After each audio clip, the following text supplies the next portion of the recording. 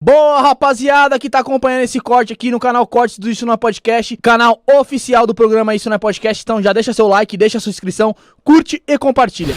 Então, eu acredito muito, eu sou muito otimista em relação a onde a gente tá hoje, porque eu tenho perspectiva histórica. É que foi muito demonizada, né, também, muitas dessas coisas, né, durante muito tempo, né. Então, quando eu comecei, era muito comum a galera juntar culto de magia e demônio diabo com baralho, né? Mas a gente ainda vê isso hoje em dia. Né? Mais ou menos, né? Hoje em dia, graças a Deus, tem uma coisa chamada Google. É porque assim, o cristianismo, na Bíblia acho que fala, né, que não se vê o futuro, alguma coisa do tipo, né? Sobre previsão, e aí o pessoal usou isso contra... mas nas próprias igrejas tem visões, tem revelações. Revelações. Mas é que aí são permitidas por Deus. Entendeu? Então assim, é meio que tipo, pra mim pode, pra você não, tá ligado? Mas o tarô, mas o que é interessante é que o tarô, na verdade, a origem do tarô... É isso que eu te perguntar, onde surgiu o tarô? Existe muita discussão sobre a origem do tarô, como se alguém tivesse tido aquela ideia mágica num determinado momento e resolvesse escrever. Não. Só uma pergunta, é tarô ou tarot? Tarot. É tarô. Tarô, T-A-R-O. Tá. O T a mais vem de uma história lá no final do século XVIII. Tá. Mas a gente chega nessa pegadinha. Vamos lá. O que acontece? Lá no começo do século IX, mais ou menos, na China, surge um baralho de jogo. Baralho comum, baralho mesmo, né? De jogo, de 21. Que na verdade lá no caso deles, eles pegaram um jogo tipo de dominó e transformaram em baralho. E começaram a jogar. Uhum. Só que o chinês gosta de uma coisa muito legal, que é comércio. Opa. Desde aquela época. E aí os caras comercializavam com todo mundo. E aí os caras começaram a vender baralho. E o baralho, numa época, na China, se torna ilegal. Isso não impediu, obviamente, os caras jogarem, né? Porque jogatina e aposta tem em todo lugar do mundo. Isso atravessa ali a região, a Rota da Seda ali, por volta dos séculos X. Chega na Europa por volta dos séculos XI. E o primeiro baralho registrado fica na região de Berna, na Suíça. Então o primeiro baralho mesmo surge na Suíça. E já era o baralho de 56 cartas, o baralho que a gente conhece. O baralho de jogo mesmo, né? Uhum. Na Itália começa a surgir um jogo chamado Triunfe, com 22 cartas. Na região de Ferrara, ali na Itália. E aí os caras juntam esse Triunfe com baralho comum e aí você tem o tarô.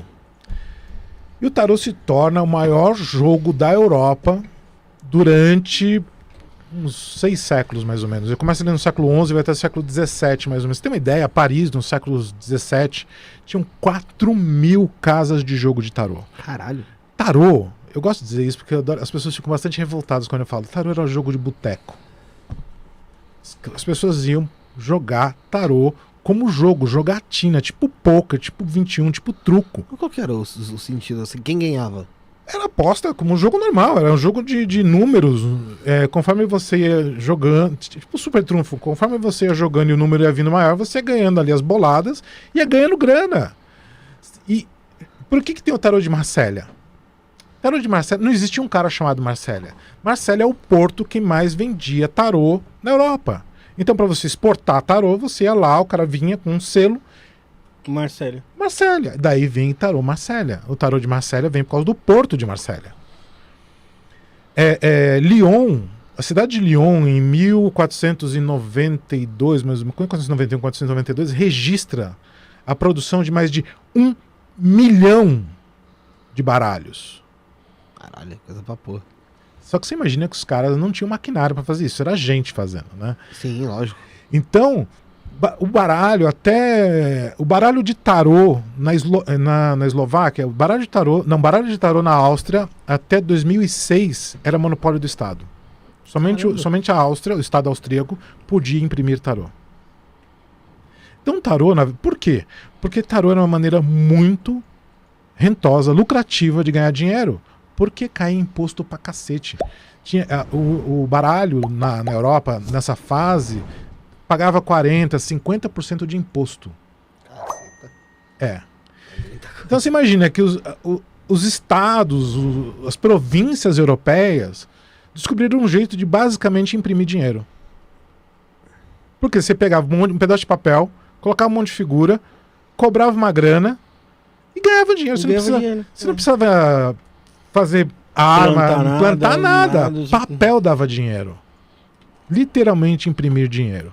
E o Estado ganhando sua graninha garantida ali, né? E isso por toda a Europa. Então, o que a gente pode falar sobre a origem do tarô? O tarô começa como um jogo, essencialmente é um jogo, sem nenhuma intenção de ser oráculo. Nenhuma. Sem nada ligado à espiritualidade. Assim. Nada. Tanto é que todas as figuras são figuras da corte. Todas as figuras, na verdade, são figuras da época. Rei, rainha, valete e... Não, e fora o tarô mesmo, né? A figura do mago, a figura do bobo da corte, a figura do papa, do eremita. São todos ligados a mitos da época. Tanto mitos gregos como mitos medievais, né? Aí nós chegamos lá no século XVII. Século XVII, o que acontece? Tem um cara chamado Kurt de Gebelin. Kurt de Gebelin. O que ele faz? Ele vai participar de uma festa. Ele já era ligado à maçonaria, ligado a diversas ordens, né? Rosa Cruz e tal. Nessa festa, de uma madame que me faz jogar o nome dela, mas isso está no livro da Isabelle Nadoni, A História do Tarô. Quem quiser pode ler lá. Nessa festa, ela aparece com um baralho de tarô, que na época tinha caído em desuso. Ela importa da Itália, porque a Itália continua sendo uma grande produtora de baralho, e em uma noite, os caras tudo com a cara cheia de cachaça, né? Os caras resolvem, isso tá lá no livro, é muito legal essa parte, que aquilo é egípcio, que é um livro oculto, os caras tudo mamado, né? E aí o Kurt de Gebelin está escrevendo uma enciclopédia chamada Mundo Primitivo. O que ele faz? Ele separa um capítulo e coloca essa história lá. E aí começa a história de que o tarô veio do Egito. A história que o tarô veio do Egito nasce no século XVII por Kurt de Gebelin, basicamente bêbado. Olha o que a bebida faz na história. O que a bebida faz com o cara. E a coisa interessante... E aí ele inventa, porque ele inventa palavras em egípcio antigo, ele inventa toda uma história. Só tem um problema, o egípcio antigo, até a publicação do Mundo Primitivo, não tinha sido traduzido. A Pedra de Roseta é traduzida 20 anos depois. Então, ninguém sabia como é que uma palavra em egípcio... Tá lá é verdade. Tá lá é verdade. E virou verdade absoluta. Virou verdade inquestionável, porque depois o cara morre. Pronto, aí acabou. Aí ferrou. Não tem como refutar ele diretamente aí. Não. E aí começa toda a história de que o tarô veio do Egito. E aí isso vai por todas as sociedades secretas da época, que tomam aquilo como verdade, porque não tinha internet, não tinha Google, não dá para questionar. Né? Então, os caras começam... Só que aí esse fenômeno foi muito legal. Porque o que essas sociedades fizeram? Falaram, pô, se isso aqui é um livro, vamos deduzir o que está aqui. E começaram a juntar outros conhecimentos. Então pegaram cabala, astrologia, numerologia, alquimia, e começaram a agregar no tarô. E aí o tarô começou a estruturar como a gente conhece hoje. Mas quanto tempo demorou pra fazer toda essa junção de coisas? Uns 50 anos, mais ou menos. Entre o Kurt de Gebelin trazer as primeiras histórias e começar a surgir os primeiros baralhos esotéricos mesmo.